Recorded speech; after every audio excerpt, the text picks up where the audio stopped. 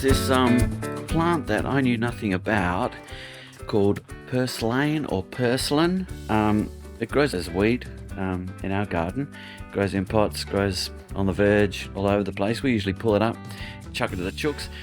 But something came up in one of my social media feeds that said it's a super nutritious plant and it tastes great. So I've had a bit of a read about it, and this thing here is sold as a supplement. It's apparently rich in a whole bunch of great nutrients, and Purslane actually tastes really good. Not sure how I would describe it. I've seen it described as an alternative to meat. I would say nah, but maybe it's crunchy, it's moist, it's a bit like lettuce. I reckon between lettuce and cucumber. It's really good. So you could basically dress up a plate with it. You could chuck it in with your salads. You could do a whole bunch of stuff with it. Tastes great.